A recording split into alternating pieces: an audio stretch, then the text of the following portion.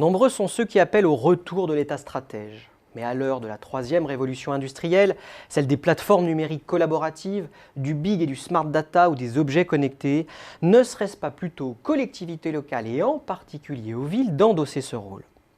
Un domaine en particulier dépend largement des stratégies déployées par la ville. Il s'agit de la filière du e-commerce et notamment de la logistique, un maillon essentiel de la chaîne de valeur des e-commerçants.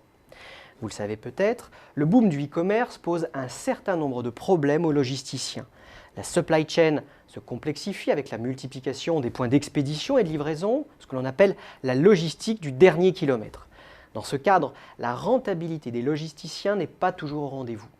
Et je n'oublie pas les externalités négatives comme la congestion des centres-villes ou l'augmentation des émissions de CO2.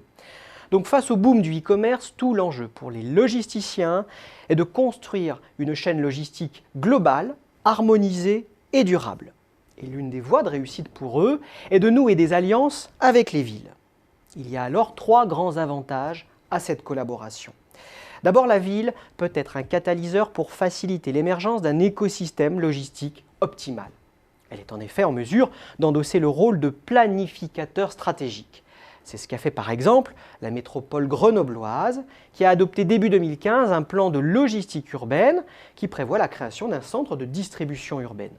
Ce plan mobilise les acteurs de la logistique, à l'instar du cluster Logistique Rhône-Alpes, de la Poste, du transporteur Qualité Express ou encore du coursier Vélocité. La ville est aussi potentiellement une source de nouvelles opportunités de marché pour les logisticiens, notamment dans le cadre des futures Smart Cities, dont le but est d'améliorer la qualité de vie et l'attractivité de la ville par le truchement des technologies numériques. Et leur mise en œuvre appelle des relations et coopérations croisées inédites entre des acteurs variés, comme les énergéticiens, les acteurs du transport de personnes, les promoteurs immobiliers, des startups du numérique ou encore les logisticiens. Bref, ces coopérations nouvelles, engendrées par les Smart Cities, ouvriraient au final des opportunités d'affaires aux logisticiens.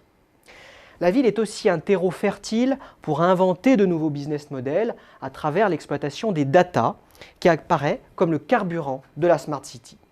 DHL a par exemple mis en place un service d'intelligence environnementale en équipant ses camions d'un ensemble de capteurs permettant de produire des données sur la qualité de l'air et sur la densité du trafic, l'utilisation des parkings ou encore la pollution sonore. Ces informations sont ensuite commercialisées auprès des pouvoirs publics locaux. Les logisticiens sont donc idéalement placés pour fournir et monétiser des informations détaillées concernant les flux de marchandises qui transitent par leur réseau, avec à la clé de nouveaux services et de nouveaux business models pour les logisticiens. Finalement, par comparaison à un État stratège, une ville stratège favoriserait une vision plus collaborative de la filière du e-commerce et de la chaîne logistique. Le monde du digital a donc bel et bien besoin de villes stratèges.